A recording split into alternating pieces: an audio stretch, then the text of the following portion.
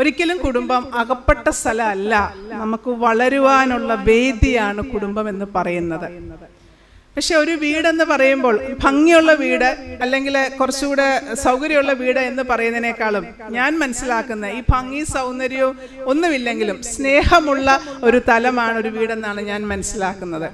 സ്നേഹം എന്ന് പറയുമ്പോൾ പരസ്പരം ബഹുമാനിക്കാനും പരിഗണിക്കാനും കാര്യങ്ങൾ തുറന്നു പറയുവാനും സ്നേഹം സ്വീകരിക്കുവാനും സ്നേഹം കൊടുക്കുവാനും ഒക്കെയുള്ള ഒരു സംവിധാനം നമ്മുടെ കുടുംബങ്ങളിൽ ഉണ്ടാകുമ്പോഴാണ് അത് സ്നേഹമുള്ള വീട് എന്ന് പറയാൻ സാധിക്കുന്നത്. ഒരു സന്തുഷ്ടമായിട്ടൊരു ജീവിതം മുൻപോട്ട് പോകണമെങ്കിൽ ഞാൻ പറയും, ഒന്നാമത്തെ ഒരു കാര്യം ക്വാളിറ്റി ടൈം. കുറച്ച് സമയം കുടുംബാംഗങ്ങൾ ഒന്ന് ചെലവഴിക്കാൻ ഇന്ന് എത്ര പേർക്ക് സാധിക്കുന്നു? 5 മിനിറ്റ് 10 മിനിറ്റ് മതി.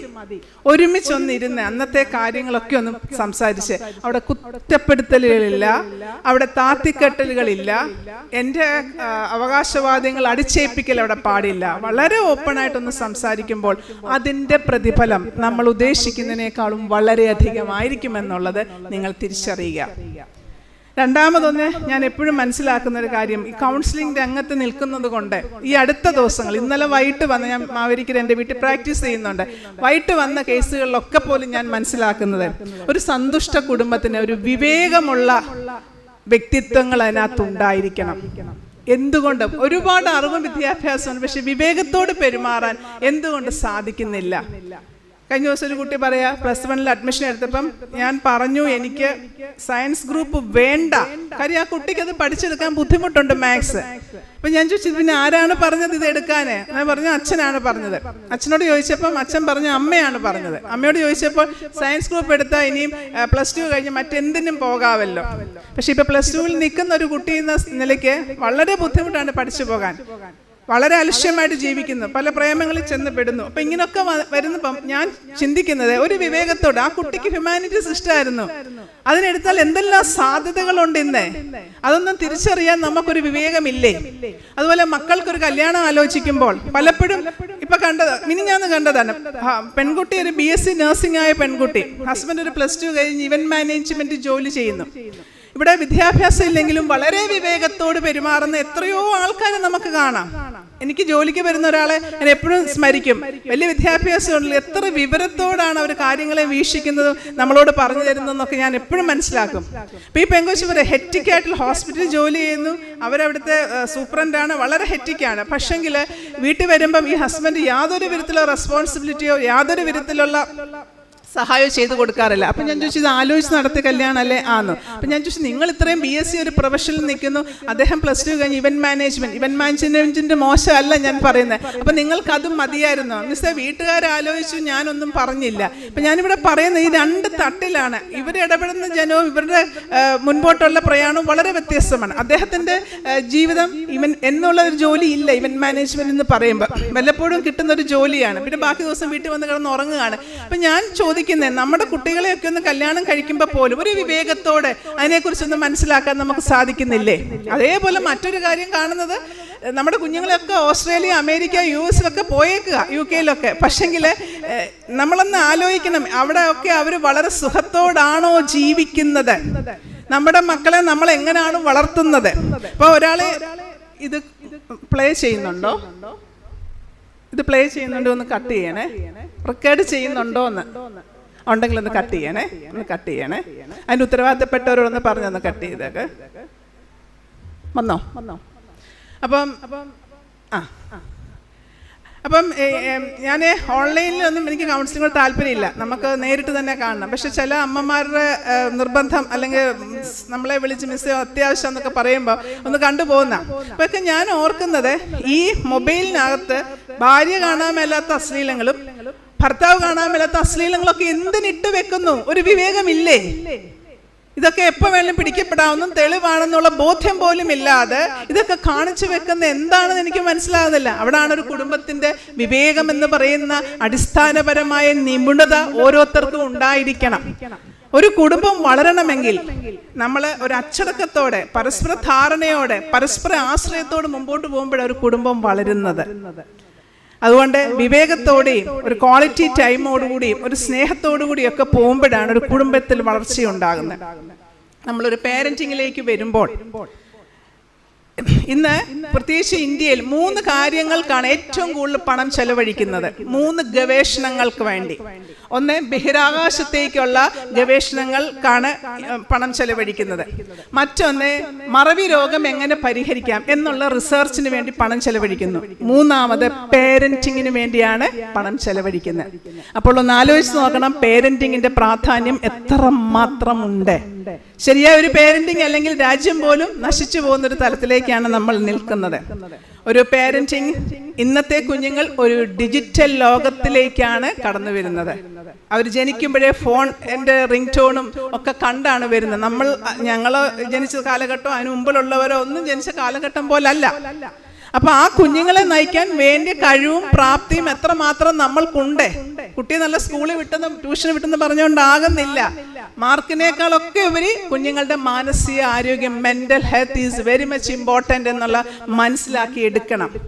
നമുക്ക് വിവരിക്കാൻ സമയമില്ലാത്തത് കൊണ്ട് ആദ്യത്തെ 10 വയസ്സെന്ന് പറയുന്നത് വളരെ നിർണായകമായ ദിവസങ്ങളും മാസങ്ങളും വർഷങ്ങളുമാണെന്ന് എത്ര പേരൻസിന് അറിയാം. ഏർലി ചൈൽഡ്ഹുഡും ലേറ്റ് ചൈൽഡ്ഹുഡും, ഏകദേശം ലേറ്റ് ചൈൽഡ്ഹുഡ് 10 വയസ്സിനുള്ളിൽ അവിടെ തീരുകയാണ്.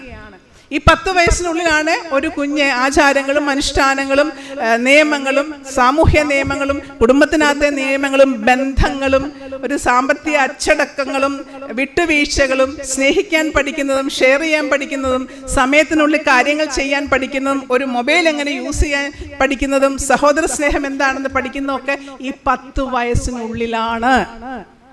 കാര്യം അവര് എത്ര നമ്മൾ പറഞ്ഞു കൊടുത്താലും അവർക്ക് കേൾക്കാൻ മനസ്സിലാക്കാൻ താല്പര്യം.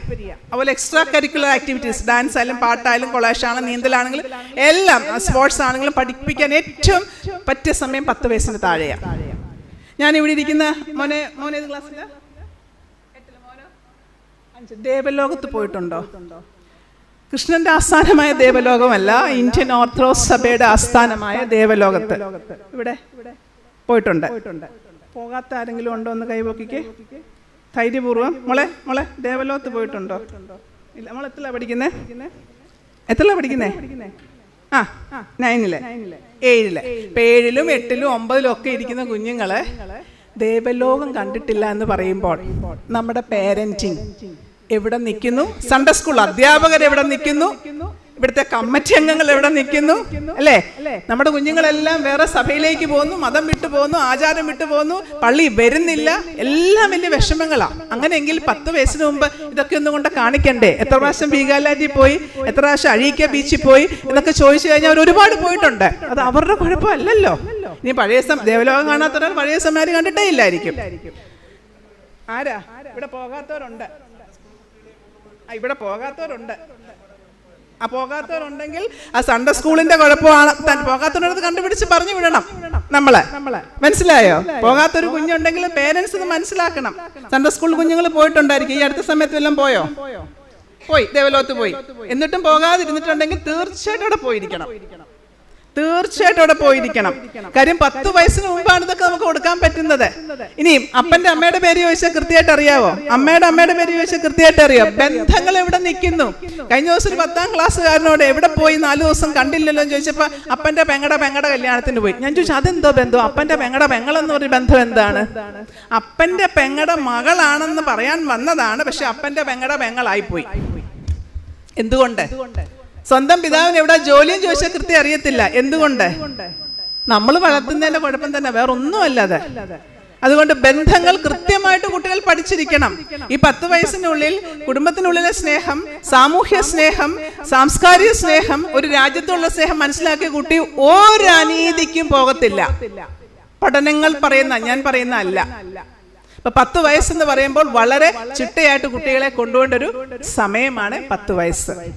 10 വയസ്സ് കഴിഞ്ഞ് അവരങ്ങോട്ട് വരുമ്പം പിന്നെ കൗമാരം തുടങ്ങുന്ന ഏത് പ്രായത്തില? കൗമാരപ്രായം, അഡോളസന്റ് പീരീഡ് 13. മിടുക്കൻ. എത്രല്ല കൗമാരം തുടങ്ങുന്നത്? 13. നമ്മൾ പറയുന്നത് ടീനേജ് എന്ന് പറയുന്നത് 13, 14 വെച്ചാ നിങ്ങൾ പറയുന്നത്. പക്ഷെ അതല്ല. കൗമാരകാലം 10 വയസ്സ് തൊട്ട് 19 വയസ്സ് വരെ. ഇനി മറക്കല്ലേ, WHO വേൾഡ് ഹെൽത്ത് ഓർഗനൈസേഷൻ പറയുന്ന കണക്കാണ് 10 തൊട്ട് 19 വയസ്സ് വരെ. കൗമാര കാലഘട്ടത്തിൽ കയറുമ്പോൾ എത്ര കുട്ടികളോട് അവരുടെ ശാരീരികമായ, മാനസികമായ, സെക്ഷലായ കാര്യങ്ങളിലെ വ്യത്യാസം എത്ര മാതാപിതാക്കൾ കൃത്യമായിട്ട് കുഞ്ഞുങ്ങളോട് പറഞ്ഞു കൊടുത്തിട്ടുണ്ട്. ഇവിടെ ഇരിക്കുന്ന ചിലരുടെയെങ്കിലും മനസ്സിൽ കൂടെ പോവും, ഇതൊക്കെ ആര് പറഞ്ഞു തന്നിട്ടാ ഞങ്ങൾ വളർന്നേ? വളരെ ശരിയാ, നമ്മുടെ കാലഘട്ടത്തിൽ ആരും പറഞ്ഞു തന്നിട്ടില്ല, നമ്മൾ അങ്ങ് വളർന്നു പോകുന്നു. അതിൻ്റെതായ ചില പാകപ്പഴകളും അതിൻ്റെതായ കുറവുകളും ഇന്നും നമുക്കുണ്ട്. പക്ഷെ ഇന്നത്തെ കാലത്ത് ഒരു വിരൽത്തുമ്പിൽ ഇവർക്ക് എല്ലാ കാര്യങ്ങളും കിട്ടുകയാണ്. അങ്ങനെയെങ്കിൽ നിങ്ങൾ തീർച്ചയായിട്ടും കൃത്യമായിട്ട് ശാരീരിക മാറ്റം എന്താണെന്നും അവരുണ്ടെന്ന വൈകാരിക മാറ്റം, ശാരീരിക മാറ്റം എന്ന് പറയുമ്പം ഒരു ആൺകുട്ടിയെ സംബന്ധിച്ചും പെൺകുട്ടിയെ സംബന്ധിച്ചും കൃത്യമായിട്ട് അവരോട് കൃത്യതയോട് ഒരേപോലെ മാറ്റങ്ങൾ ഒരേ കാലഘട്ടത്തിൽ ഉണ്ടാകത്തില്ല. ഇപ്പം 7 പഠിക്കുന്ന ഒരാൾക്കൊരു മാറ്റം എന്നാൽ ചിലപ്പോൾ അടുത്തിരിക്കുന്ന കുട്ടിക്ക് ചിലപ്പോൾ കുറച്ചുകൂടെ കഴിഞ്ഞായിരിക്കും മാറ്റം വരുന്നത്. അപ്പം എന്നിരുന്നാലും തീർച്ചയായിട്ടും ഞാനൊക്കെ സ്കൂൾ തുറന്ന് 1-ാം ക്ലാസ് തൊട്ട് 10-ാം ക്ലാസ് വരെ 12-ാം ക്ലാസ് വരെ എല്ലാ ക്ലാസ്സിലും കയറും. ജസ്റ്റ് ഒരു സെക്സ് എഡ്യൂക്കേഷൻ കൊടുക്കാനും ഈ മാറ്റങ്ങൾ ഓരോ ക്ലാസ്സിലും വേണ്ടിയ നീഡ് അനുസരിച്ച് കൊടുത്തിരിക്കും. അപ്പം അത് കൃത്യം പറയുക. പിന്നെ മാനസിക മാറ്റം, കുട്ടികൾ ടെൻഷനും സ്ട്രെസ്സും പേടിയും ഭയവും ആകുലതകളും എക്സാം ടെൻഷനും. ഇന്നലെ ഒരു +1 വന്നു, ഇങ്ങനെ ടെൻഷനായിട്ടൊക്കെ വന്നു, അതിൻ്റെ കയ്യിലോട്ട് പിടിച്ചപ്പോൾ കൈ മുഴുവൻ സെറ്റ് ചെയ്ത് അങ്ങ് നനഞ്ഞ് നമ്മുടെ കൈയും കൂടെ കുതിരുക. ഞാൻ ചോദിച്ചു, ഇത്രയും നാളായിട്ട് എന്ത് ഈ കുട്ടി ആരെയും കാണിക്കാൻ? എനിക്ക് ഇങ്ങനെയൊക്കെ ഉണ്ട് അമ്മ പറയുന്നു. ഞാൻ ചോദിച്ചു, നിങ്ങൾക്ക് ഇങ്ങനെ ഉണ്ടെന്ന് പറഞ്ഞ് കുട്ടിയുടെ അവസ്ഥയും ആ സെയിം തന്നെ ആകണമെന്നില്ല. കുട്ടിക്ക് അനുബന്ധമായിട്ട് ഇപ്പൊ ഡിപ്രഷന്റെ സിംറ്റം കൂടാണ് കാണിക്കുന്നത്. അപ്പൊ കുട്ടിയെ കാണിക്കണ്ടേ? അവിടെ ചേച്ചിക്കും ഉണ്ട് ഇങ്ങനെ പരീക്ഷ എഴുതുമ്പോ. ഞാൻ പറഞ്ഞു, നിങ്ങൾ അവർക്കുണ്ട് ഇവർക്കുണ്ടെന്ന് പറഞ്ഞിരിക്കാതെ ഈ കുട്ടിയുടെ അവസ്ഥ ഇത്രയും ഇന്റൻസ് ആയിട്ടാണ് ഈ കുട്ടി പേപ്പറൊക്കെ കുതിരുമെന്നാണ് പറയുന്നത് എഴുതുമ്പോ, എന്നിട്ട് പോലൊരു ഡോക്ടറെ കാണിക്കണമെന്ന് ഇവർക്ക് തോന്നിയിട്ടേ ഇല്ല. അപ്പൊ അങ്ങനെ കുട്ടികൾക്കുള്ള മാനസിക സംഘർഷങ്ങളൊക്കെ മനസ്സിലാക്കുകയും അവരോട് കൃത്യമായിട്ട് അത് പറഞ്ഞു കൊടുക്കുകയൊക്കെ ചെയ്യേണ്ട ഒരു സമയമാണിത്. അതുപോലെ സെക്ഷൽ ചേഞ്ച്, നമ്മൾ പെൺകുട്ടികളോടൊക്കെ അത്യാവശ്യം ആർത്തവമൊക്കെ പറഞ്ഞു കൊടുക്കും. പക്ഷെ ആൺകുട്ടികളോട് അവരുടെ സെക്ഷൽ സ്പൗട്ട്, അവരുടെ വ്യത്യാസം ആര് പറഞ്ഞു കൊടുക്കും? എവിടുന്ന് കിട്ടും ഇവർക്ക്? തെറ്റായ ധാരണയിൽ കൂടെ അല്ലേ ഇവർ പോകുന്നത്. അതുകൊണ്ട് കൃത്യമായിട്ട് ഇതൊക്കെ പറഞ്ഞു കൊടുക്കേണ്ട സമയമാണ്. അതുപോലെ നമ്മൾ ഒരു സാമൂഹ്യമായ ഒരു മച്യൂരിറ്റി കുട്ടികൾക്ക് വേണം. എല്ലാ കാര്യങ്ങളിലും ഇടപെടാനും, മരണ വീട്ടിലും മാമോദിസായ്ക്കും ഇവിടെയൊക്കെ ഒരു പൊതുവായ ഒരു ആഘോഷമുണ്ട്, അങ്ങനെ ഒക്കെ ഉള്ളിടത്തൊക്കെ കുട്ടികളെ കൊണ്ടുപോയാൽ സമൂഹമായിട്ട് ഇടപെട്ട് ആ ഉത്കണ്ഠ അവരിൽ നിന്ന് മാറത്തുള്ളൂ. സാമ്പത്തിക അച്ചടക്കം, ചോദിക്കുന്നെല്ലാം വാങ്ങിച്ചു കൊടുക്കുന്ന നല്ല പാരന്റിങ്. ചിലപ്പോൾ കൊടുക്കാൻ പറ്റത്തില്ല, ഇപ്പൊ ഇല്ല, നോ പറയേണ്ടടുത്ത് നോ പറയാൻ മാതാപിതാക്കൾ തയ്യാറാകണം. ഒരു കൊച്ചു കുടുക്കയൊക്കെ കൊടുത്തേ അവരിത് സമ്പാദ്യശീലം ഉണ്ടാക്കട്ടെ. ഒരു 50 രൂപ കൊടുക്കുന്നു, ഓരോ ആഴ്ചയിലും നീ എന്തിനൊക്കെ ചെലവാക്കി ഒരു ബുക്കിൽ എഴുതി വെക്കാൻ പറ. അല്ലാതെ ഇപ്പോഴിവിടുന്നൊക്കെ ഓരോരുത്തര് തൃശ്ശൂരും കോഴിക്കോടും പോയി ഓർത്തഡോക്സ് ആത്മഹത്യ ചെയ്യുക. സാമ്പത്തിക അച്ചടക്കം ആര് പഠിപ്പിച്ചു? വളരെ ചെറുപ്പത്തിൽ അതൊക്കെ പഠിക്കേണ്ട കാര്യങ്ങളാണ് കുട്ടികളെ. ഇതൊന്നും ഇല്ലാതെ നമ്മൾ ഇങ്ങനെ കുട്ടികളെ വളർത്തുകയാണ്. അതുപോലെ തന്നെ അവരുടെ ബൗദ്ധികമായ വളർച്ച, ഇന്റലക്ച്വൽ ആയിട്ടുള്ള വളർച്ച, നല്ല പുസ്തകങ്ങൾ വായിക്കാനും നല്ല കാഴ്ചകൾ കാണാനും ഡിസ്കഷൻ നടത്താനും പലതരത്തിലുള്ള ആൾക്കാരുമായിട്ട് സംഗമിക്കാനും ഒക്കെയുള്ള അവസരം കൊടുക്കുമ്പോഴല്ലേ അവരുടെ ഇന്റലക്ച്വൽ ആയിട്ടുള്ള വളർച്ച ഉണ്ടാകുന്നത്. മുമ്പേ ഞാൻ പറഞ്ഞ പോലെ കണക്ഷൻസ്, ബന്ധങ്ങളും ബന്ധക്കാരെയൊക്കെ അവർക്ക് പറഞ്ഞു കൊടുക്കണം. മറ്റ് റിലീജിയസ് ആത്മീക വളർച്ച, കുറച്ച് പ്രാർത്ഥന പഠിക്കുന്നതും സൺഡേ സ്കൂളിൽ പഠിക്കുന്നതും മാത്രമല്ല, അവൻ മുസ്ലിമാണ്, അവൻ ക്രിസ്ത്യാനിയാണ്, ഹിന്ദുവാന്ന് പറയുന്ന അല്ല ആത്മീയത. എവിടെ ഓരോരുത്തരെയും അവരോരോ നിലവാരത്തിൽ കാണാൻ, മനസ്സിലാക്കാൻ, ഉൾക്കൊള്ളാൻ ഉള്ള കൈൻഡ്നസ് ആണ് ആത്മീയത എന്ന് പറയുന്നത്. അപ്പൊ നമ്മുടെ കുഞ്ഞുങ്ങൾക്കൊക്കെ ഇത് വളർത്തിക്കൊണ്ട് വരണ്ടേ? ഇനി അവർ ലോകത്തിന്റെ നെറുകയിലൊക്കെ പോകുമ്പോൾ, വിവിധ ആൾക്കാരുമായിട്ട് സംസാരിക്കുമ്പോൾ, പരിചയപ്പെടുമ്പോൾ ഡെലിക്കസി ഇല്ലാതെ മുൻപോട്ട് പോകണമെങ്കിൽ ഇതൊക്കെ അവർക്ക് പറഞ്ഞു കൊടുക്കണ്ടേ നമ്മള്? അതുപോലെ ഇവിടെ ഇരിക്കുന്ന എത്ര കുഞ്ഞുങ്ങളെ അനാഥ മന്ദിരം കണ്ടിട്ടുണ്ട്? ഓർഫനേജ് നിങ്ങളുടെ സമപ്രായക്കാരുള്ളവരുടെയൊക്കെ ഓർഫനേജ് പോയിട്ടുണ്ടോ? ഏത് ഓർഫനേജിലാ പോയേ? ഓർഫനേജ് കണ്ടിട്ടുണ്ടോ? ഇല്ലെങ്കിൽ തീർച്ചയായിട്ടും കൊണ്ടുപോയിരിക്കണം. നമ്മുടെ ഭാഗ്യസ്മരണായ ഉസ്താദ് സിരിമേനിയുടെ ഒരു ഓർഫനേജ് ഹരിപ്പാട്ടുണ്ട്, മിഷൻ സെന്ററിലുണ്ട്. ഞാൻ എല്ലാ വർഷവും എൻ്റെ മകൻ എൻ്റെ കൂടെ നിന്ന് അത്രയും വർഷം ബർത്ത്ഡേക്ക് അവിടെ കുഞ്ഞിനെയും കൊണ്ട് ഞാൻ പോകുമായിരുന്നു. കാര്യം നമ്മൾ കരുണയും ആർദ്രയും ഒന്നും പറഞ്ഞിട്ട് കാര്യമില്ല, അവിടെ ചെന്ന് കാണണം. ഒരിക്കൽ ഞങ്ങൾ ചെല്ലുമ്പോൾ വൈകിട്ടാണ് അവിടെ നമ്മൾ ഭക്ഷണം കൊണ്ട് പോകുന്നത്. മിക്കവാറും സ്കൂൾസിൽ പോകുന്ന കുട്ടികളായിരിക്കും. അപ്പോൾ വൈകിട്ട് ചെല്ലുമ്പോൾ വൈകിട്ട് ചെന്നപ്പോൾ ആഞ്ഞിലി ചക്ക പഴുത്തതായിരുന്നു അവർക്കൊന്ന് വൈകിട്ട്. ഞാൻ കുറച്ച് വർഷം മുമ്പുള്ള കാര്യമാണ് പറയുന്നത്. അപ്പൊ നമ്മുടെ വണ്ടി കണ്ടപ്പോഴത്തേക്കിന് അവർ ഓടി ആ പാത്രത്തിലെ ആഞ്ഞിലി ചക്ക വേസ്റ്റ് ബക്കറ്റിൽ ഇടുക. അപ്പൊ നമ്മൾ ഫുഡ് കൊടുക്കുന്നു. 1-ാം ക്ലാസ്സിൽ പഠിക്കുന്ന കുഞ്ഞു പോലും കഴിച്ച പ്ലേറ്റ് കഴുകി വെക്കണം. അപ്പൊ അവന്റെ ട്രൗസർ താഴോട്ട് പോകുന്നു, ആ ട്രൗസറും പിടിച്ച് പ്ലേറ്റും പിടിച്ച് പോകുമ്പോൾ നമ്മൾ കൂടുതലൊന്നും കുഞ്ഞുങ്ങളോട് പറഞ്ഞു കൊടുക്കണ്ട. ഒരച്ഛൻ്റെ അമ്മയുടെയും വില എന്താണെന്നും ഒരു ഫുഡിന്റെ വില എന്താണെന്നും അവരോര് ഏത് നിലയിൽ നിൽക്കുന്നൊക്കെ ഒരു തിരിച്ചറിവ് കിട്ടാനൊക്കെ ഈ 10 വയസ്സ് വളരെ അത്യാവശ്യമാണ്. നീ 10 വയസ്സ് കൊണ്ടുപോയില്ല, ഇനിയായാലൊന്നും കൊണ്ട് കാണിക്കണം. ഇവിടെ ആഹാരം വെച്ച് ഉന്തിത്തള്ളുമ്പോഴും കൂടിയ മൊബൈൽ വേണമെന്നൊക്കെ പറയുമ്പോഴും അച്ഛനമ്മയും ജയിലിലായിരിക്കാം, അമ്മ ഉപേക്ഷിച്ചു പോയതായിരിക്കാം, അച്ഛനമ്മയും മരിച്ചതായിരിക്കാം, വളർത്താൻ ബുദ്ധിമുട്ടുള്ളതായിരിക്കാം. അങ്ങനെയുള്ള കുഞ്ഞുങ്ങളെയാണ് അവിടെ കൊണ്ട് പാർപ്പിച്ചിരിക്കുന്നത്. കൊണ്ടുപോയിരിക്കണം നിങ്ങൾ. അപ്പൊ നമുക്ക് ചെയ്യാനുള്ള ചില കാര്യങ്ങൾ നമ്മൾ ചെയ്യാതെ മുൻപോട്ട് പോകരുതെന്നാണ് എൻ്റെ വിനീതമായ അപേക്ഷ. അതുപോലെ തന്നെ കുഞ്ഞുങ്ങളുടെ വളർച്ചയിൽ നമ്മൾ വളരെ ശ്രദ്ധിക്കേണ്ട ഒരു കാര്യമാണ് സെക്സ് എഡ്യൂക്കേഷൻ. എന്താണ് ലൈംഗിക വിദ്യാഭ്യാസം എന്ന് പറഞ്ഞാല്?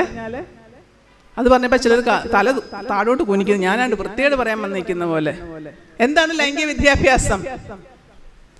കുട്ടിയുടെ പ്രായത്തിനും നമ്മുടെ സംസ്കാരത്തിനും അനുയോജ്യമായ വിധത്തിൽ ലൈംഗികതയെക്കുറിച്ച് കുഞ്ഞുങ്ങൾക്ക് പകർന്നു കൊടുക്കുന്നതാണ് ലൈംഗിക വിദ്യാഭ്യാസം. യുനെസ്കോയുടെ ഡെഫിനിഷനാ, എൻ്റെ ഡെഫിനിഷൻ അല്ല.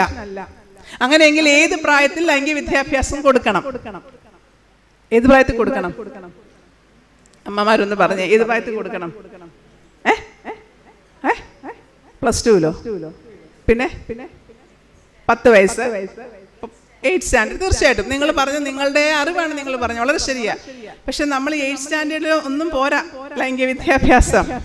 ലൈംഗിക വിദ്യാഭ്യാസം കൊടുക്കുന്നത് ആദ്യത്തെ 1.5 വയസ്സ് തൊട്ട് 3 വയസ്സ് വരെയുള്ള കാലഘട്ടത്തിലാണ്. അപ്പൊ ഒരുപാട് സംശയം മനസ്സിൽ വരിക, എന്താ ഇവിടെ നിന്ന് പറയാൻ പോകുന്നത്? വേറെ ചിന്ത അങ്ങ് കടന്നു. നമുക്ക് അത്ര ചിന്തകളൊക്കെ ഉള്ളൂ. 1.5 വയസ്സ് തൊട്ട് 3 വയസ്സ് വരെ ഹോൾ ബോഡി പാർട്സിന്റെ പേര് കറക്റ്റ് ആയിട്ട് പറഞ്ഞു കൊടുക്കുന്നതാണ് ആദ്യത്തെ ലൈംഗിക വിദ്യാഭ്യാസം. കണ്ണും മൂക്കും ചെവിയൊക്കെ പറയല്ലേ, ബാക്കി ആര് പറയും? നമുക്ക് പറയാൻ അറിയത്തില്ലല്ലോ പേര്, പിന്നെ എങ്ങനെയാ കൊച്ചിന് പറഞ്ഞു കൊടുക്കുന്നത്? നിങ്ങളൊന്നും പേടിക്കണ്ട, നല്ല പോസ്റ്റേഴ്സ് കിട്ടും ബോഡി പാർട്സിന്റെ, ഒന്ന് വാങ്ങിച്ച് ഇതാണെന്ന് കൊടുത്താൽ മതി. 3 വയസ്സ് തൊട്ട് 5 വയസ്സ് വരെയുള്ള കാലഘട്ടത്തിൽ എന്താ പറയണ്ടേ കുട്ടികളോട്? പേഴ്സണൽ സ്പേസ്, ശരീരത്തിന്റെ സ്വകാര്യ ഭാഗങ്ങൾ ഏതൊക്കെയാണ്? പ്രത്യേകിച്ച് lips, front part of the body, urine pass ചെയ്യുന്നതും കൊച്ചു പിള്ളേർക്ക് അങ്ങനെ പറയണം. ബട്ടക്സ് ഒരുത്തർക്കും തൊടാൻ റൈറ്റ് ഇല്ല, നിങ്ങൾക്കും മറ്റൊരാളുടെ പേഴ്സണൽ സ്പാട്ട് തൊടാൻ റൈറ്റ് ഇല്ല. ഈ അടുത്ത സമയത്ത് കഴിഞ്ഞ ആഴ്ച വന്ന 11ാം ക്ലാസ്സുകാരനാണ്, ഒരു ബോർഡിങ്ങിലാണ് താമസിപ്പിച്ചിരിക്കുന്നത്. അച്ഛനും അമ്മയും സെപ്പറേറ്റഡ് ആണ്. കൗൺസിലിങ്ങിന് കൊണ്ടുവന്നതാണ്. ആ സ്കൂളിൽ കുറച്ച് ബുദ്ധിമുട്ടായിട്ട് അവിടുത്തെ ഒരു അച്ഛൻ ഉള്ള സ്കൂളാണ്, അവരെ വിട്ടേക്കുന്നതാണ്. സംസാരിച്ചു വന്നപ്പോൾ അമ്മയുടെ ആങ്ങളുടെ ഭാര്യ, ഏതായാലും 28 വയസ്സുള്ള ആ സ്ത്രീക്ക് ഇത്രയും കാരുണ്യം ഉണ്ടല്ലോ ഈ സ്വന്തം ഭർത്താവിൻ്റെ പെങ്ങടെ മോനെയും കൊണ്ട് വരാൻ. എന്നപ്പം എന്താണ് പുക വലിക്കുന്നു? അപ്പം ഞാൻ ചോദിച്ചു വന്നപ്പം കഴിഞ്ഞ വർഷം 10ാം ക്ലാസ്സിൽ പഠിച്ച സ്കൂളിലും ഇതുണ്ടായിരുന്നു. കുറച്ചുകൂടെ അങ്ങോട്ട് ചോദിച്ചു വന്നപ്പം ഇവൻ അടങ്ങിയിരിക്കാനുള്ള ബുദ്ധിമുട്ടൊക്കെ പറഞ്ഞു. അപ്പം ഞാൻ പറഞ്ഞു, അമ്മ ദോഹയിലെ അമ്മയൊന്ന് വിളിച്ചു തരാൻ പറഞ്ഞു, ഡ്യൂട്ടി ടൈം അല്ലെങ്കിൽ വിളിച്ചു തരാൻ പറഞ്ഞു.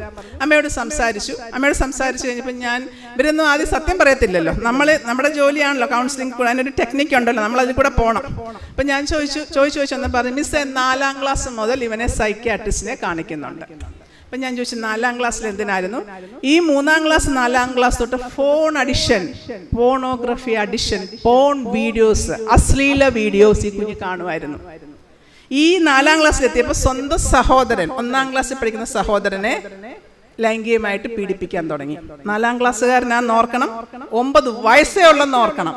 ഓക്കെ, അങ്ങനെയാണ് അവർ ആദ്യം എറണാകുളത്ത് ഒരു ട്രീറ്റ്മെന്റിന് പോകുന്നത്. പക്ഷെ ട്രീറ്റ്മെന്റ് കംപ്ലീറ്റ് ചെയ്തില്ല. പിന്നെ ഇങ്ങോട്ട് മുമ്പോട്ട് വന്നു. അത്യാവശ്യം വീട്ടിൽ നിന്ന് പൈസയൊക്കെ എടുക്കാൻ തുടങ്ങി. അമ്മയുടെ ആങ്ങളുടെ ഭാര്യ പറയും, അവർ 8 മാസം പ്രായമുള്ള കുഞ്ഞിനെ കയ്യിലോട്ട് കൊടുത്തപ്പോൾ ഒരു ബ്രേസ്ലെറ്റ് കിടപ്പുണ്ട്, അത് ഊരി ഇവൻ എടുത്തുകൊണ്ട് പോയി. അന്ന് ഇവൻ 8ൽ പഠിക്കുക കൊണ്ട് വിറ്റ്. എനിക്കറിയത്തില്ല ഇപ്പോഴും ഈ കടക്കാരൊക്കെ എങ്ങനെ ഇത് വാങ്ങിച്ചെന്നൊന്നും എനിക്കറിയത്തില്ല. ആരെയും കൊണ്ടെങ്കിലും കൊടുപ്പിച്ചാണ് വിറ്റ് വേണ്ട സാധനങ്ങളൊക്കെ ഇവൻ വാങ്ങിച്ചു. പിന്നെ ഇങ്ങോട്ട് വന്നപ്പം നന്നായിട്ട് മദ്യം ഉപയോഗിക്കാൻ തുടങ്ങി, മറ്റു പ്രശ്നങ്ങളിലേക്കായി. ഈ 10ാം ക്ലാസ്സിലെ അവധിയുടെ സമയത്ത് 34 ദിവസമാണ് ഒരു DDHC സെന്ററിൽ ഈ കുഞ്ഞിനെ അഡ്മിറ്റ് ചെയ്തേക്കുന്നത്. വയസ്സ് 15. 9ാം ക്ലാസ്സിൽ പഠിക്കുമ്പോൾ തന്നെ ഗവൺമെന്റിന്റെ മുക്തി കേന്ദ്രത്തിൽ ഈ കുഞ്ഞിനെ അഡ്മിറ്റ് ചെയ്തിട്ടുണ്ട്. പക്ഷെ ഒരിടത്തും ട്രീറ്റ്മെന്റ് കംപ്ലീറ്റ് ചെയ്തിട്ടില്ല. അപ്പം ആ പ്രിൻസിപ്പൽ അച്ഛൻ നമ്മുടെ ലെറ്റർ ഉണ്ടെങ്കിൽ ഇനി അവിടെ ആ കുട്ടിയെ മുൻപോട്ട് പഠിപ്പിക്കത്തുള്ളൂ. കാര്യം അവിടെ ബോർഡിങ്ങിൽ നിർത്തുമ്പോൾ ഈ പുകവലിയൊന്നും അവിടെ പറ്റത്തില്ല. അപ്പം നമ്മൾ പറഞ്ഞു, അവർ വളരെ ദൂരെ കോതമംഗലംകാരാണ്. അപ്പം നമ്മൾ പറഞ്ഞു കൃത്യമായിട്ട് ഇന്ന ഡോക്ടറെ നിങ്ങൾക്ക് എവിടെ സൗകര്യം ഉണ്ടെങ്കിൽ റെഫറൻസ് ലെറ്റർ കൊടുത്ത് കണ്ട് അവിടുന്ന് റിപ്പോർട്ട് വാങ്ങിച്ചുകൊണ്ട് വന്നാൽ എനിക്ക് അച്ഛനോട് പറയാം. കാര്യം നമ്മളെങ്കിലും ആ ശ്രമം നടത്തണം. ആ സ്കൂളിൽ നിന്ന് അവൻ ജയിച്ചൊക്കെ പോകും, പക്ഷെ സാമൂഹിക എന്തൊക്കെയാ കോണ്ടാക്ട് ഡിസോർഡർ, മദ്യം, മയക്കുമരുന്ന്, സെക്സ് അബ്യൂസ്, എത്ര വകുപ്പിലാ കാര്യങ്ങൾ പോകുന്നത്? ജയിലിൽ കിടക്കാനുള്ള സമയം അതിക്രമിച്ചു. അപ്പം ഞാൻ പറഞ്ഞു വന്നത് കുഞ്ഞുങ്ങൾക്ക് കൃത്യമായിട്ട് പറഞ്ഞു കൊടുക്കേണ്ട കാര്യം പറയണം. അപ്പോൾ 5 വയസ്സ് തൊട്ട് 7 വയസ്സ് വരെയുള്ള കാലഘട്ടത്തിൽ how to say no, no പറയേണ്ടടുത്ത് നോ പറയാൻ കുട്ടികളെ പരിശീലിപ്പിക്കണം. ആൺകുട്ടിയെയും പെൺകുട്ടിയെയും എത്ര നല്ല സുഹൃത്താണെങ്കിലും വേണ്ടാത്ത കാര്യത്തിന് പ്രേരിപ്പിക്കുകയാണെങ്കിൽ you have to say no. അത് നിങ്ങളുടെ റൈറ്റ് ആണ്. അവർ പണങ്ങി പൊക്കോട്ടെ, അവർ മിണ്ടിയില്ലെങ്കിലും കുഴപ്പമില്ല. അതുപോലെ ഒരു 9-10 വയസ്സാകുമ്പം പെൺകുട്ടികളോട് ആർത്തവം പറഞ്ഞു കൊടുക്കുന്ന പോലെ ആൺകുട്ടികളോടും അവരുടെ ശാരീരിക മാറ്റങ്ങളും അവരുടെ സെക്ഷൽ സ്പൗട്ടും ഐഡന്റിറ്റി ഓഫ് ഫീമെയിലും കൾച്ചർ ഐഡന്റിറ്റിയും ഒക്കെ കുഞ്ഞുങ്ങളോട് പറയണം. 11-12 വയസ്സാകുമ്പം HIV എന്താണ്, അൺവാണ്ടഡ് പ്രഗ്നൻസി എന്താണ് കൃത്യമായിട്ട് പറയണം. റേപ്പ് എന്താണ്, ഇത് പറയാതെ മുമ്പോട്ട് പോകാനൊക്കത്തില്ല. ഞാൻ കുറച്ച് നാൾ മുമ്പ് ഒരു പള്ളി ക്ലാസ് എടുക്കാൻ പോയി. ക്ലാസ് കഴിഞ്ഞൊരു പെൺകുട്ടി ഓടി വന്ന് എൻ്റെ കയ്യെ പിടിച്ചു. മിസ്സേ, ഞാൻ ഈ പള്ളിക്കാരിയല്ല, ഞാൻ അടുത്ത പള്ളിയിലാണ് പോകുന്നത്, പക്ഷെ എനിക്ക് ആ പള്ളിയിൽ പോകാൻ പറ്റുന്നില്ല, അതുകൊണ്ടാണ് ഞാൻ ഈ പള്ളിയിൽ വരുന്നത്. അപ്പം ഞാൻ ഇതിനെ കാര്യങ്ങൾ ചോദിച്ച് പറഞ്ഞു, ഞാൻ HIV പോസിറ്റീവ് HIV-കാരിയാണ്, എൻ്റെ അപ്പനും അമ്മയും എയ്ഡ്സ് വന്നാണ് മരിച്ചത്. അപ്പം എൻ്റെ പള്ളിയിലുള്ളവർക്ക് എന്നോടൊരു അതൃപ്തി, അതുകൊണ്ടാണ് ഈ പള്ളി ഞാൻ വന്നത്. പക്ഷേ ഇവിടെ ചിലർ അറിഞ്ഞു തുടങ്ങിയ പിന്നെ എന്നോടൊരു അതൃപ്തി കാണിക്കുന്നുണ്ട്. ഞാൻ പറഞ്ഞു ഒന്നും അതിനകത്ത് പേടിക്കാനില്ല, നിങ്ങളുടെ റൈറ്റാണ് ഈ പള്ളി വരിക എന്നുള്ളത്. അപ്പം ഞാൻ ആ വികാരി അച്ഛനോട് സംസാരിച്ചു. ആ ഡയോസിസിൻ്റെ ബിഷപ്പിനോടും നമ്മുടെ തിരുമേനിയോടും ആ തിരുമേനിയോടും ഞാൻ പ്രത്യേകം സംസാരിച്ചു. തിരുമേനി, ഞാൻ ഇന്ന പള്ളിയിലെ ഇന്ന് പോയെന്നും അവിടെ ഇങ്ങനൊരു കുട്ടിയുണ്ടെന്നും തിരുമേനി എല്ലാ സപ്പോർട്ടും ആ കുട്ടിക്ക് കൊടുത്തിരിക്കണമെന്നും. കാര്യം അവർക്ക് പള്ളി വരാൻ ഒരു കുഞ്ഞാ, സ്വന്തം പള്ളിയിൽ പോകാൻ പറ്റാത്തതിന് വേറൊരു പള്ളി തേടിപ്പോയത്. അപ്പൊ ഞാൻ ഈ പറഞ്ഞു വന്നത് എയ്ഡ്സും HIV ഒക്കെ ഇന്ന് സമൂഹത്തിൽ നന്നായിട്ടുണ്ട് കേട്ടല്ലോ. ഒരു പെൺകുട്ടിയെ എറണാകുളത്ത് നിന്ന് കൗൺസിലിങ്ങിന് കൊണ്ടുവന്ന് 16 വയസ്സേ ഉള്ളൂ. അമ്മ രാത്രിയിൽ മരുന്നൊക്കെ കഴിച്ച് ഉറങ്ങുന്ന അമ്മയാ. താക്കോല് കൂട്ടി ഇവിടെ രാത്രി പോവും, പബ്ബി പോവും. ഇവള് ഒരു സമയത്ത് കയറി വരുന്ന അമ്മ അറിയത്തില്ല. ഒരു ദിവസം അമ്മയ്ക്ക് എന്തോ ഒരു സംശയം തോന്നി, ഇവളെ വിളിച്ചപ്പോൾ ഞാൻ മുകളിലുണ്ട്, സ്റ്റെയർ കേസിലുണ്ട്, ചോദിച്ചു പറഞ്ഞു വന്നപ്പോൾ ഇവള് വീട്ടിലില്ലല്ലോ, ഇവിടെ പുറത്തല്ലേ. ആയാലും പെട്ടെന്ന് ഇവിടെ ആൺ സുഹൃത്തുക്കളുണ്ട്, വീട്ടിനകത്ത് കയറി വന്നു, കാര്യങ്ങളൊക്കെ ചോദിച്ച് ബഹളമായി. അപ്പോൾ 7ാം ക്ലാസ് തൊട്ട് ബിഹേവിയർ പ്രോബ്ലം ഉണ്ട്, പഠിക്കുന്ന സ്കൂളിൽ നിന്ന് പ്രശ്നമാണ്, ഡോക്ടറുടെ സേവനം എടുത്തുകൊണ്ട് പോവാണ്, ഇപ്പം മരുന്നൊക്കെ നിർത്തി വെച്ചേക്കുകയാണ്. അപ്പം ഇങ്ങനെ പലരുടെ കൂടാണ് ഇവള് സെക്ഷൽ റിലേഷന് പോകുന്നത്. അപ്പം ഞാനിങ്ങനെ ചോദിച്ചു ഞാൻ പറഞ്ഞു, ഇങ്ങനെ പോകുന്നതിൻ്റെ ആപത്തൊക്കെ അറിയാമല്ലോ. ഓക്കെ, അപ്പം അങ്ങനെ ആകുമ്പോൾ ഒരു ടെസ്റ്റ് HIV ടെസ്റ്റ് നടത്തണമല്ലോ. ഇത് പറഞ്ഞു കഴിഞ്ഞ ഉടനെ എന്നോട് പറയുന്നത്, മിസ്സിന് എങ്ങനെ മനസ്സിലായി? ഞാൻ പറഞ്ഞു, ഞാൻ ഈ ഫീൽഡിൽ നിൽക്കാൻ നിനക്ക് കുഞ്ഞെ കുറേ നാളായി മിസ്സേ, ഞാൻ 3 ആഴ്ച മുമ്പ് പോയി HIV ടെസ്റ്റ് നടത്തി. ഇങ്ങനെ ഇരിക്കുന്നു. 16-17 വയസ്സുള്ള പെൺകുട്ടി പറഞ്ഞതാണ്. അപ്പൊ നമ്മുടെ കുട്ടികളെ സസൂക്ഷ്മം നിരീക്ഷിക്കുക എന്നും പറഞ്ഞ് അവരുടെ പുറകെ നടന്ന് അലട്ടാനല്ല. അവരുടെ കൂട്ടുകാരാരാണ്, കൂട്ടുകാരെ അറിഞ്ഞിരിക്കണം. അവരുടെ സംസാര രീതി, കുഞ്ഞുങ്ങളുടെ സംസാര രീതി എന്താണ്, കുഞ്ഞുങ്ങളുടെ പ്രവർത്തനം എന്താണ്, ചിന്ത എങ്ങാണ്, പ്രതികരണം എന്താണ്, ഭക്ഷണ രീതി എന്താണ്, അവൻ ഓരോന്നിനോട് റിയാക്ട് ചെയ്യുന്ന രീതി എന്താ, കൃത്യമായിട്ട് മനസ്സിലാക്കിയിരിക്കണം. മറന്നു പോകല്ലേ. പലതിൻ്റെയും പുറകെ നമ്മളെ അടുത്ത വീട്ടിൽ ആരും വന്നെന്നും വേറെ എവിടെ എന്തെല്ലാം സംഭവിക്കുന്നത് നോക്കാൻ പോകും. പക്ഷെ കുഞ്ഞുങ്ങളുടെ കാര്യം വളരെ സൂക്ഷ്മം ശ്രദ്ധിക്കുകയും സ്കൂളുമായിട്ട് നല്ലൊരു ബന്ധം പുലർത്തുകയും ചെയ്തിരിക്കണം. ഇനി പഠന വൈകല്യമുള്ള കുഞ്ഞുങ്ങളുണ്ട്. കാര്യം അവർക്ക് ബുദ്ധി നല്ല നിലവാരമാണ്, പക്ഷേങ്കിൽ 90-110 ബുദ്ധിയുണ്ട്, പക്ഷെ എഴുതാനും വായിക്കാനും ചിലപ്പോൾ മാത്തമാറ്റിക്സ് ഒക്കെ പ്രയാസമായിരിക്കും. അത് നമ്മുടെ നാഡീവ്യൂഹത്തിൽ, പ്രത്യേകിച്ച് ലെഫ്റ്റ് സൈഡിലെ ബ്രെയിനിലെ നാഡീവ്യൂഹത്തിൽ വരുന്ന ചില പ്രശ്നങ്ങളാണ്. അത് തിരിച്ചറിഞ്ഞ് വേണ്ടി സഹായം കൊടുക്കണം. ഇനി നമ്മുടെ സ്കൂളിലും സൺഡേ സ്കൂളിലും ഒക്കെ 80-90 ഇടയ്ക്ക് ബുദ്ധി ഉള്ള കുട്ടികളുണ്ട്. അവരെ സ്ലോ ലേണേഴ്സ് എന്ന് പറയും. അവർക്ക് പെട്ടെന്ന് അങ്ങോട്ട് പഠിച്ചെടുക്കാനും മറ്റുള്ളവർ അത്രയും കയറി വരാൻ പറ്റത്തില്ല. നമ്മളുടെയൊക്കെ ഒരു സഹായം, സപ്പോർട്ടുണ്ട്, കുറച്ചുകൂടെയൊക്കെ അവർ ചെയ്തു വരും. അവരെ ഇങ്ങനെ സൺഡേ സ്കൂളിൽ റെഡ് മാർക്ക് ഇട്ട് വരയ്ക്കുകയൊന്നും ചെയ്യരുത്. ടീച്ചേഴ്സിന് സത്യം പറഞ്ഞ ഇതിൻ്റെയൊക്കെ ട്രെയിനിങ് വളരെ അത്യാവശ്യമുള്ള ഒരു കാര്യമാണ്. ഇനി നമ്മുടെയൊക്കെ കൂട്ടത്തിൽ 70-80 ഇടയ്ക്ക് ഐക്യമുള്ള കുഞ്ഞുങ്ങളുണ്ട്. അവർ ബോർഡർ ലൈൻ എന്ന് പറയും. അവർക്ക് വളരെ പ്രയാസം പഠിച്ചെടുക്കാൻ. അവർക്കൊക്കെ നമുക്ക് SLC പരീക്ഷയൊക്കെ എഴുതാൻ അവർക്കൊക്കെ കൂടുതൽ സമയമൊക്കെ കൊടുത്ത് നമ്മൾ എഴുതുന്ന അങ്ങനെയുള്ള കുഞ്ഞുങ്ങളാണ്. അപ്പം ഇവർക്കൊക്കെ മറ്റെന്തെങ്കിലും മേഖലയിൽ നല്ല കഴിവുകൾ കാണും. ആ കഴിവുകളെ നമ്മൾ വളർത്തിക്കൊണ്ട് പോവുകയാണ് നമുക്ക് ചെയ്യേണ്ടത്. പഠിച്ച് തന്നെ ഇവർക്ക് കയറാൻ പറ്റത്തില്ല. അവർ നല്ല ഹോട്ടൽ ഇത് ചെയ്യാൻ, നല്ല ഷെഫായിട്ടോ അല്ലെങ്കിൽ നല്ല ക്രാഫ്റ്റ് മാൻ ആയിട്ടോ ഒക്കെ അവർക്ക് നല്ല കഴിവുകൾ, ആ ഏരിയയിലൊക്കെ അവരെ പരിപോഷിപ്പിക്കണം, നമ്മൾ മനസ്സിലാക്കണം. പിന്നെ പ്രത്യേകിച്ച് മറ്റൊരു വിഭാഗം എന്ന് പറഞ്ഞാൽ അടങ്ങിയിരിക്കാൻ പറ്റത്തില്ല, ശ്രദ്ധ കേന്ദ്രീകരിക്കാൻ, പിരിപിരിപ്പ് ഭയങ്കരമായിരിക്കും. അപ്പം ഇന്നലെ 2ാം ക്ലാസ്സിൽ പഠിക്കുന്ന ഒരു കുട്ടിയായിട്ട് വന്നു. അമ്മ 2 പേര് വന്നു. ഇതിൽ അമ്മ ഏതാ എനിക്ക് മനസ്സിലായില്ല. അപ്പം ഞാൻ ചോദിച്ചു അമ്മ ഏതാന്ന് ചോദിച്ചപ്പം ഇവർ 2 പേരും അമ്മയല്ല, ഒരാൾ അമ്മൂമ്മയാണ്, ഒരാൾ ഈ അമ്മൂമ്മയുടെ ആങ്ങളുടെ ഭാര്യ, 2 പേര് യങ്ങായിട്ടുള്ള 2 പേര്. അപ്പം ഞാൻ ചോദിച്ചു കുട്ടിയുടെ അമ്മ എന്ത്? ഇപ്പം 2nd ഡെലിവറി കഴിഞ്ഞിപ്പോൾ 40 ദിവസമേ ആയിട്ടുള്ളെന്ന് പറയും. ഞാൻ ചോദിച്ചു ഇപ്പം എന്താ ഈ കുഞ്ഞിനെ കൊണ്ടുവന്നേ? മിസ്സേ, എന്ത് പറഞ്ഞാലും ഭയങ്കര ദേഷ്യ, ഈ 2-3 ദിവസം കൊണ്ട് ഞാൻ വീട്ടിൽ നിന്ന് ഇറങ്ങി പോവാണെന്ന് പറഞ്ഞ് ബാഗെല്ലാം അടുക്കുക, നിങ്ങൾ എന്നെ തിരക്കണ്ട. 7 വയസ്സുള്ള 2ാം ക്ലാസ്സുകാരി. അപ്പം ഇവരിപ്പോൾ കൊണ്ടുവരാൻ കാര്യം, ഇതിൻ്റെ അമ്മയുടെ അച്ഛൻ കുറച്ച് നാൾ മുമ്പ് സൂസൈഡ് സൂസൈഡ് ചെയ്തു. അമ്മയുടെ അനിയത്തി ഈ അടുത്ത സമയത്ത് സൂസൈഡ് ചെയ്തു.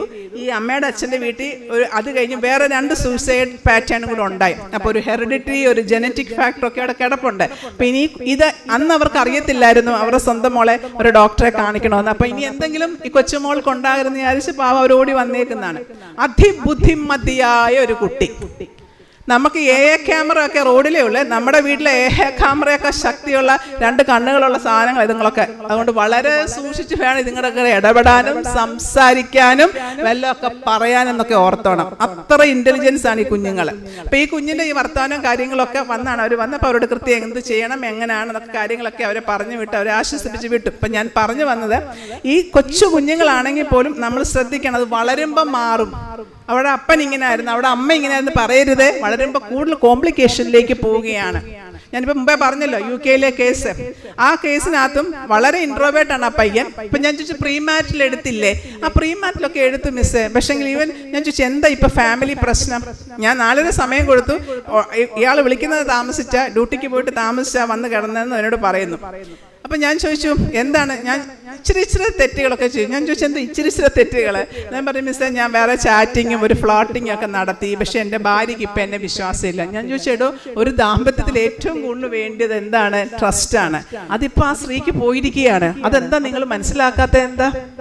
ഉടനെ എന്നോട് പറഞ്ഞു മിസ്സേ ഇങ്ങനെയൊക്കെ അബദ്ധം വന്നുപോയി. അത് ഞാൻ ഭാര്യയോടും ഓൺലൈനിലാണ് ഞാൻ സംസാരിച്ചു, വീഡിയോ കോളിൽ. അപ്പോൾ ഭാര്യയും പറഞ്ഞു ഞങ്ങൾ ഇഷ്ടപ്പെട്ട് കെട്ടിയവരാ മിസ്സേ, പക്ഷെ അന്നും എനിക്ക് ഇദ്ദേഹത്തിൻ്റെ സ്വഭാവം മനസ്സിലാക്കാൻ പറ്റിയില്ല. ഇപ്പം നമുക്കറിയാമല്ലോ അവിടുത്തെയൊക്കെ ഡ്യൂട്ടി പാറ്റേൺ. കുഞ്ഞുള്ളതുകൊണ്ട് ഒരാൾ നൈറ്റ് ഷിഫ്റ്റിൽ പോകും, ഒരാൾ ഡേ ഷിഫ്റ്റിൽ പോകും. ഞാൻ ഡേ കഴിഞ്ഞ് വരുമ്പം ഇദ്ദേഹം കഥ തുറക്കാതെ കിടക്കുകയാണ്. ഞാൻ എത്ര നോക്കി ചെയ്ത് തുറക്കുന്നില്ല, കുഞ്ഞിൻ്റെ ശബ്ദം കേൾക്കാം. ഞാൻ സ്പെയർ കീ ഇട്ട് തുറന്നകത്ത് കയറിയപ്പോൾ കുഞ്ഞ് പ്രാഥമികമായിട്ട് എല്ലാം കാണിച്ച് അവിടെ എല്ലാം വെച്ചിരിക്കുന്നു. മിസ്സേ ഇയാൾ ഭയങ്കരമായിട്ട് ആണോ എന്താന്ന് എനിക്കറിയാം. ഞാൻ വിളിക്കാൻ പോലും പോയില്ല. അതിനടുത്ത് തന്നെ സിസ്റ്റർ താമസിക്കുന്നുണ്ട്. സിസ്റ്ററിനെയാണ് വിളിച്ചോണ്ട് ഞാൻ ഫോണിൽ വിളിച്ച് അവർ വരികയായിരുന്നു. ഇയാൾ ചത്ത് കിടക്കുകയാണെങ്കിൽ എനിക്കൊന്നുമില്ല മിസ്സേ, ഞാൻ അത്രയും ഫെഡപ്പായി. ഈ പെൺകുട്ടി 33 വയസ്സുള്ള പെൺകുട്ടി പറഞ്ഞതാണ് ഇന്നലെ എന്നോട്.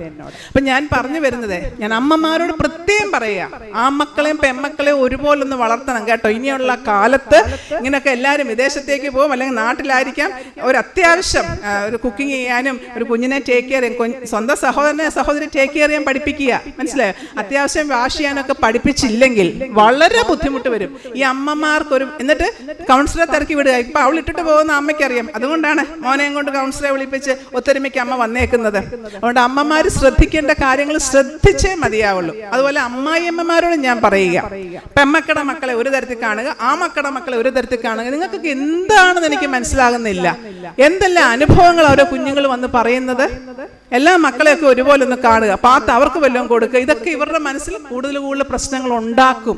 അതുകൊണ്ട് തീർച്ചയായിട്ടും കൃത്യമായിട്ടും ഒരേപോലെ കാണാനും അവരെ ഒരേപോലെ പരിചയം. ചിലപ്പോൾ ചില കുഞ്ഞുങ്ങളെ ചിലതിൻ്റെയൊക്കെ പേര് നമുക്ക് ഇഷ്ടം കൂടുതൽ കാണും, പക്ഷെ അത് പ്രകടമായിട്ട് മറ്റുള്ള കുഞ്ഞുങ്ങളുടെ മുമ്പിൽ വെച്ച് കാണുമ്പോൾ നിങ്ങളൊക്കെ മരിച്ചു പോകും. കുറേ നാൾ കഴിയുമ്പോൾ വല്യമ്മച്ചയുടെ സ്വഭാവം ഇതായിരുന്നു, വല്യപ്പച്ചൻ ഇങ്ങനെ ആയിരുന്നു. എന്തെങ്കിലും കൗൺസിലിംഗ് വരുമ്പോൾ ഇതെല്ലാം അവർ നമ്മളോട് പറയും. അതുകൊണ്ട് മക്കളെ ഒക്കെ ഒരുപോലെ കാണാൻ ശ്രമിക്കുക.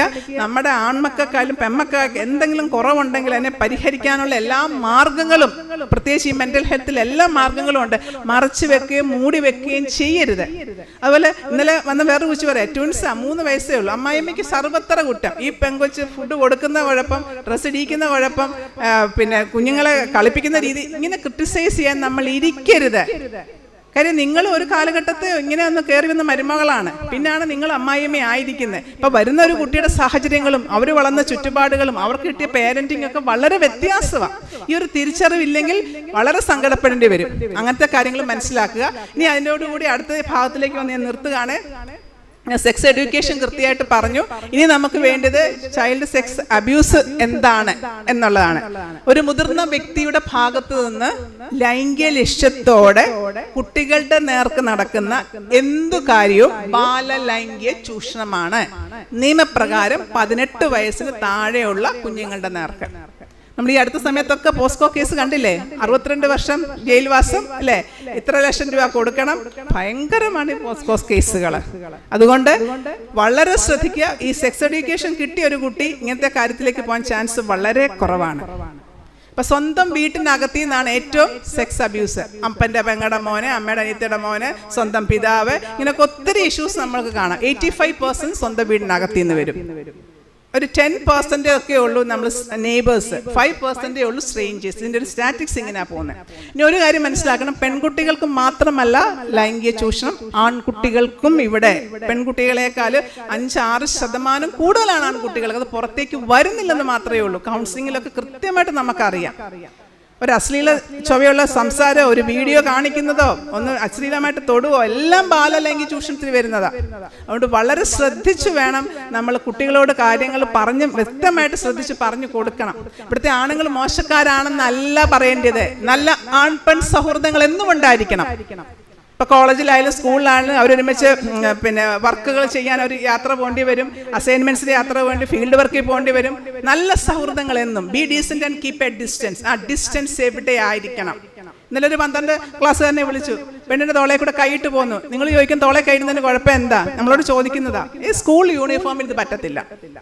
ഓക്കെ, ക്ലാസ് ഇരുന്ന് ചെവിക്ക് പിടിക്കുക, അത് അവൾ അനുവാദം കൊടുത്തിട്ടല്ലേ. നോ പറഞ്ഞാൽ അവൻ തൊടത്തില്ല. പക്ഷെ നോ പറയാൻ നിൽക്കണ്ട, ഒരുത്തരുടെ മേൽ അങ്ങനെ ചെല്ലാൻ നമുക്ക് റൈറ്റും ഇല്ല. ഇന്ന് ഈ മൊബൈൽ സംവിധാനങ്ങളൊക്കെ കൊണ്ട് എല്ലാം റെക്കോർഡിങ്, ക്ലാസ്സിൽ പോലും റെക്കോർഡിങ്ങാ. ഇനി നമ്മൾ എന്തെങ്കിലും ഈ പെൺകുട്ടിയായിട്ട് ചാറ്റ് ചെയ്ത് പോയി, കുറച്ച് നാൾ കഴിഞ്ഞു, ഈ ആൺകുട്ടി വേറെ പഠിക്കാൻ പോയി, അല്ലെ വേറൊരിടത്തോട്ട് പോയി, അല്ലെ അവന് നല്ലൊരു പെൺകുട്ടിയെ സ്നേഹിച്ചു. ഈ പെൺകുട്ടി ഒരു ബോർഡർ ലൈൻ എന്ന് പറയും, അതായത് ഇമോഷൻസ് ഭയങ്കര അൺസ്റ്റേബിൾ ആയ പെൺകുട്ടിയാ.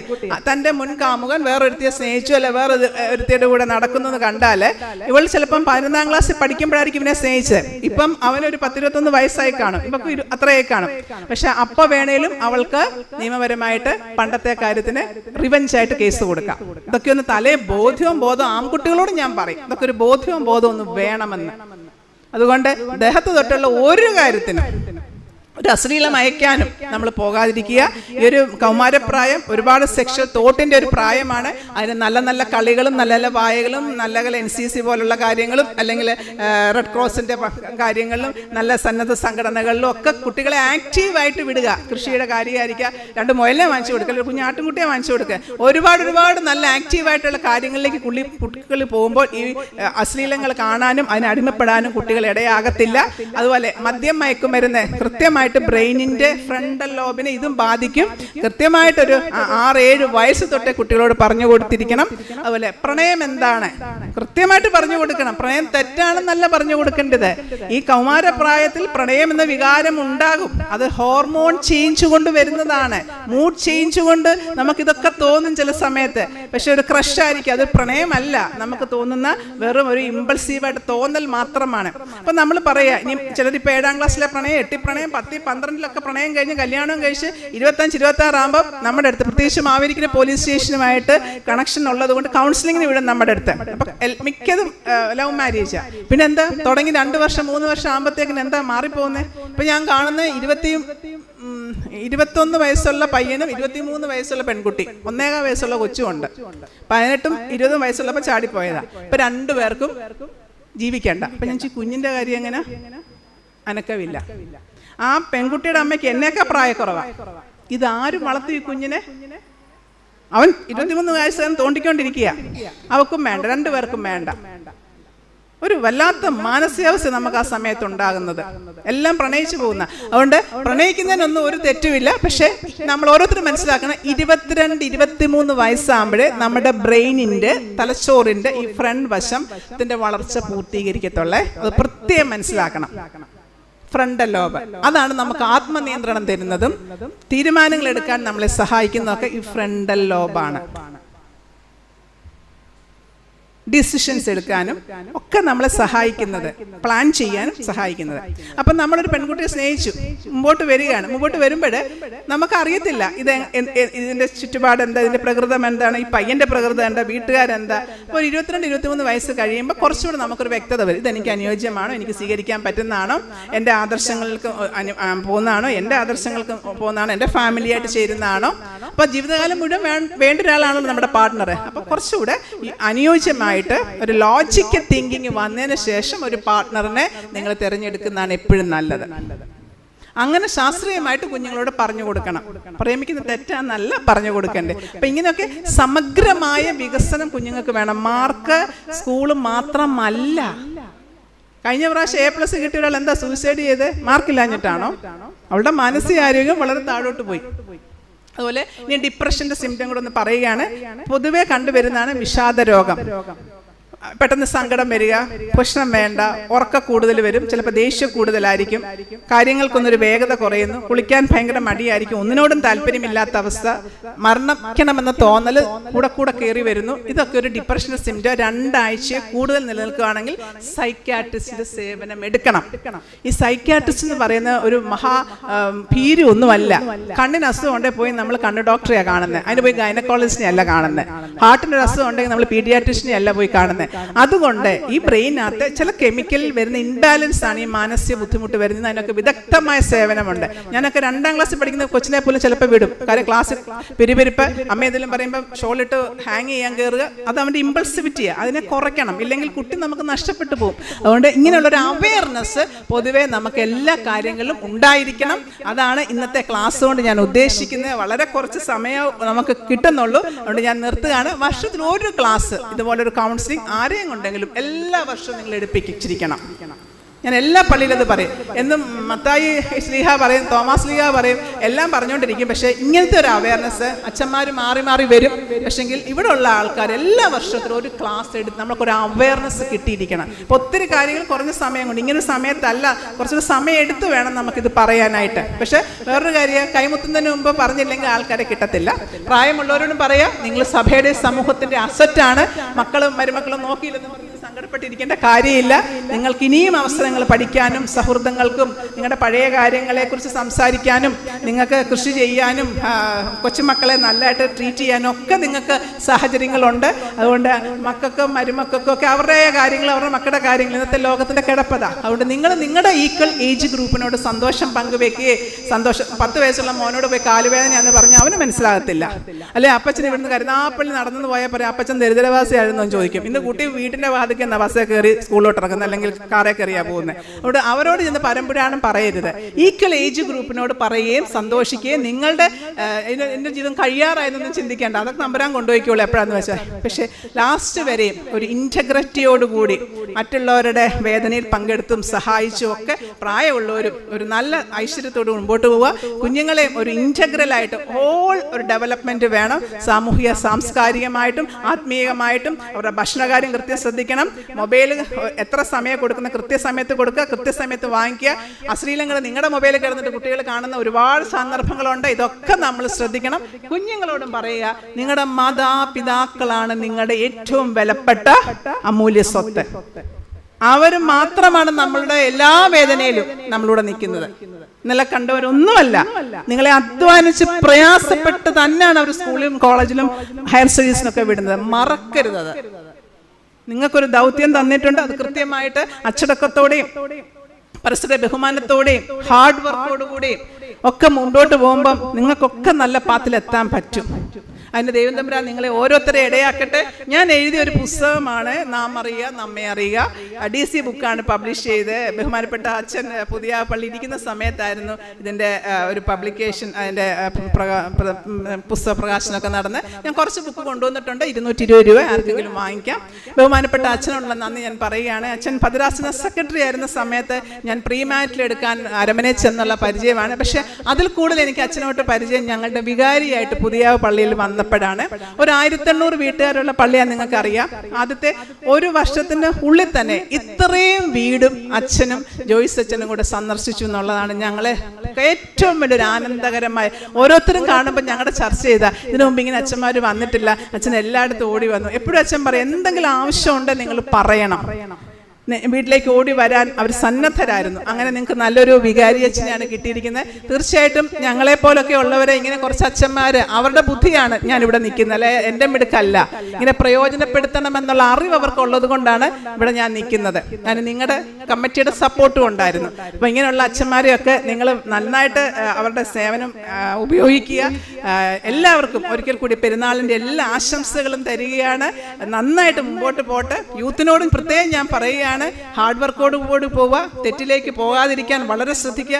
ഒരുപാട് ഫോണും മറ്റു പ്രശ്നങ്ങളുള്ള കാലത്താണ്, ഒരുപാട് ട്രാപ്പിൽ പെടുന്നൊരു കാലത്താണ്. അതുകൊണ്ട് ഒരു കൊച്ചു ജോലിയായാലും കിട്ടില്ല, ആദ്യം അതിൽ കയറുക. 5000 ആണ് കയറുക. അവിടെ നിന്നാണ് നമ്മൾ പടിപടിയായിട്ട് മുമ്പോട്ട് പോകുന്നത്. ആദ്യം 50,000 കിട്ടണമെന്ന് വിചാരിക്കല്ലേ. അങ്ങനെ എല്ലാവരും സന്തോഷത്തോട്ട് പോവുക. വല്ലപ്പോഴൊക്കെ അപ്പനും അമ്മയും ഉമ്മയൊക്കെ തരുമോ നിങ്ങൾക്ക്? ഭർത്താവിനൊന്നും കൊടുക്കത്തില്ല, ഇനി അന്ന് പിള്ളേർക്ക് കൊടുക്കുന്നല്ലേ. വല്ലപ്പോഴും ഒക്കെ പിള്ളേർക്ക് ഒരു ഉമ്മയൊക്കെ കൊടുത്ത്, ചിലർക്ക് അത് ഇഷ്ടമില്ല കേട്ടോ കുഞ്ഞുങ്ങൾക്ക്, അങ്ങനെ ഉണ്ടെങ്കിൽ അവരുടെ കയ്യിൽ പിടിച്ചാൽ മതി. ഓക്കെ, അവർക്ക് ആത്മവിശ്വാസം കൊടുക്കുക, അവർ ഇമ്പോർട്ടൻ്റ് ആണെന്നും നല്ല കാര്യങ്ങൾ പറയുക. തെറ്റ് പറയുമ്പോൾ തെറ്റിനെ മാത്രം സൂചിപ്പിക്കുക. പാസ്റ്റിനെ കുറിച്ച് ദാമ്പത്യത്തിലും പറയലും കുഞ്ഞുങ്ങളോടും പറയല്ലേ. ഓക്കെ, അവർക്ക് ആത്മവിശ്വാസം അതാണ് വേണ്ടി. ഇന്നത്തെ കുഞ്ഞുങ്ങൾക്ക് ആത്മവിശ്വാസം ഇല്ലാതെ പോകുന്നു, അതാണ് ഇത്രയും പ്രശ്നങ്ങൾ വരുന്നത്. ആത്മവിശ്വാസം ഉള്ളതിന് നല്ല സ്കില്ല്. ഒരു ചുറ്റിയ എടുത്ത് ഒരു ആണി അടിക്കാൻ എത്ര എണ്ണത്തിന് അറിയാം? ഒരു കാറ്റ് ഒരു സൈക്കിളിന്റെ പമ്പ് ചെയ്യാൻ എത്ര പേർക്ക് ഇപ്പം അറിയാം? ഒരു ഫുഡ് ഉണ്ടാക്കാൻ എത്ര എണ്ണത്തിന് അറിയാം? പക്ഷെ ഇതെല്ലാം സ്കില്ലും പഠിപ്പിച്ച് വേണം ആൺകുട്ടിയും പെൺകുട്ടിയും ഇനിയുള്ള കാലം വിടാൻ. ഓക്കെ, അതിന് നിങ്ങൾക്ക് ഓരോരുത്തർക്ക് ഇടയാകട്ടെ. സമയം കൂടുതലെടുത്തെങ്കിൽ ക്ഷമിക്കുക. എവിടെ വെച്ചെങ്കിലും കണ്ടാൽ വന്ന് സംസാരിക്കുക. Thank you very much.